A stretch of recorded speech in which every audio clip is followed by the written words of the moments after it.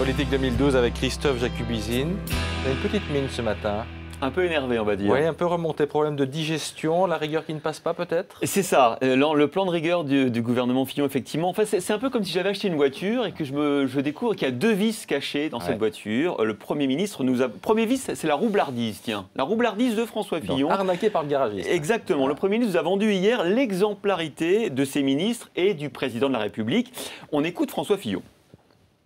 Le salaire des membres du gouvernement et du président de la République sera gelé jusqu'au retour à l'équilibre strict des finances publiques.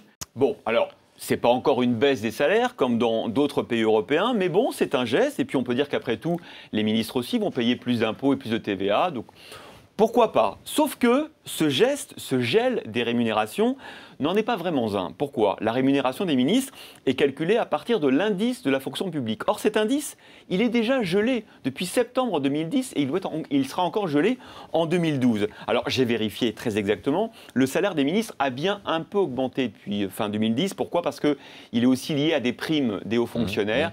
Et donc, il y a eu quelques dizaines d'euros en plus. Mais autrement dit, c'est quand même une promesse de François Fillon qui n'a aucune conséquence, surtout pour les 6 ou 7 mois qu'il reste à l'actuel gouvernement.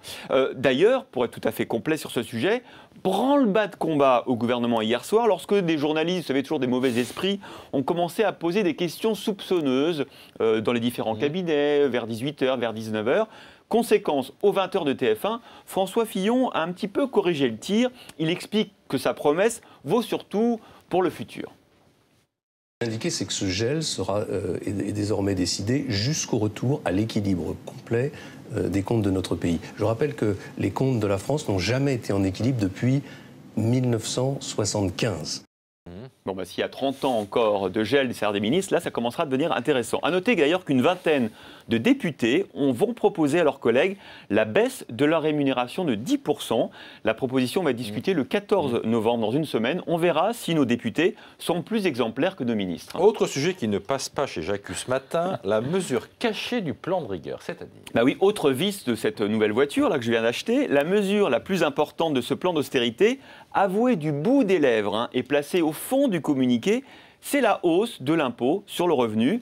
En 2011 et en 2012, le gouvernement ne revalorisera pas les tranches du barème. Deux conséquences, c'est la mesure qui va rapporter le plus d'argent, 3,4 milliards d'euros. C'est donc la mesure la plus importante du plan et on ne nous le dit pas comme ça.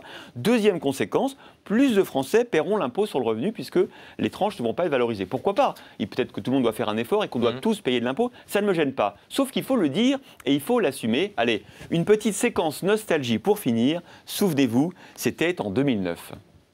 J'ai pas été élu pour augmenter les impôts, moi.